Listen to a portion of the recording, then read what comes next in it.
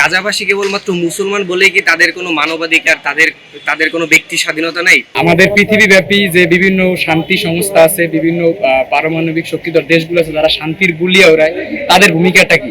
আমেরিকার সাম্রাজ্যবাদের প্রত্যক্ষ মদদে ইসরায়েলি বাহিনীদের হাতে ফিলিস্তিনিরা নির্মমভাবে হত্যার শিকার হচ্ছে। গাজা উপত্যকায় যে ইসরায়েল বাহিনী কর্তৃক যে বর্বরচিত হামলা হয়েছে, যেটা ইতিহাসে কখনো এই হামলার আমরা সাক্ষী হই নাই। আমি বাংলাদেশের একজন সচেতন শিক্ষার্থী হিসেবে এই হামলার তীব্র প্রতিবাদ ও নিন্দা জানাচ্ছি এবং একই সাথে সবার কাছে প্রশ্ন রেখে যাচ্ছি যে আমাদের পৃথিবীব্যাপী যে বিভিন্ন শান্তি সংস্থা আছে, বিভিন্ন পারমাণবিক শক্তিধর দেশগুলো আছে যারা শান্তির গুলিয়া ওড়ায়, তাদের ভূমিকাটা কি? যেমন পাকিস্তানের পারমাণবিক বোমা আছে, তাদের পারমাণবিক বোমা কি করছে? সৌদি আরব আছে, তাদের অনেক বড় একটা তেল উৎপাদন একটা দেশ, তাদের এত তেল থাকা সত্ত্বেও কিন্তু ইসরায়েল গাজা উপত্যকায় অনেক অ্যাম্বুলেন্সে ফুয়েল থাকছে না। তাহলে আরব বিশ্ব, তারপর ওআইসি আছে সংস্থাগুলো, তারপর জাতিসংঘ, এদের ভূমিকা কি? এরা সবসময় যে শান্তির বুলিয়া ওরায়, তারা কি আসলে শান্তি রক্ষার্থে কোনো কাজ করছে? তাদের ভূমিকা তো একদমই নির্বিকার।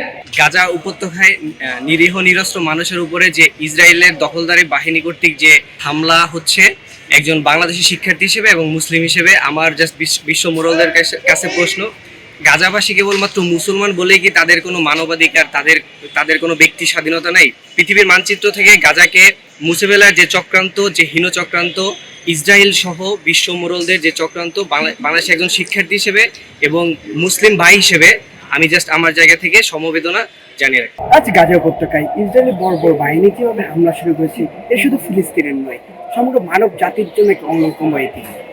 যারা ফিলিস্তিনে আছে ওরা সাধারণ শুধু মানুষ নয়, এটা আমার ভাই। হাজার মাইল দূরে থাকা আমার ভাইগুলোর উপর আজকে ইসরায়েলের বড় বড় বাহিনী আক্রমণ করছে, নৃশংস হত্যাযজ্ঞ চালাচ্ছে। আজকে ছোট সমাজ যারা এলিট শ্রেণীতে বসে, তারা চোখে দেখছে না।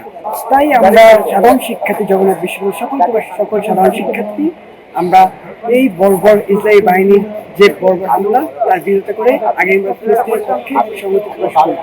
পৃথিবীর মানচিত্র থেকে গাজাকে যেভাবে নিশ্চিহ্ন করে ফেলা হচ্ছে, যেভাবে গণহত্যার মধ্য দিয়ে ফিলিস্তিনের মানুষদেরকে নির্মমভাবে হত্যা করা হচ্ছে, সে বিষয়ে আমাদের বিশ্ব মোড়লদের যে নীরব ভূমিকা, তা আমাদের জন্য একই সাথে ভয় ও শঙ্কার। আমরা দেখতে পাই যে আমেরিকার সাম্রাজ্যবাদের প্রত্যক্ষ মদদে ইসরায়েলি বাহিনীদের হাতে ফিলিস্তিনিরা নির্মমভাবে হত্যার শিকার হচ্ছে।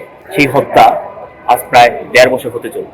আমরা দেখতে পাই যে এখানে প্রায় 40,000 শিশু, কেবল 40,000 শিশু নির্মমভাবে তাদের প্রাণ হারিয়েছে, তারা শহীদ হয়েছে। বিভৎস হলেও সত্য যে আমাদের আরব বিশ্বের রাষ্ট্রগুলো আছে, সেই রাষ্ট্রগুলো তাদের শক্তিধররা তাদের নীরব ভূমিকা পালন করতেছে।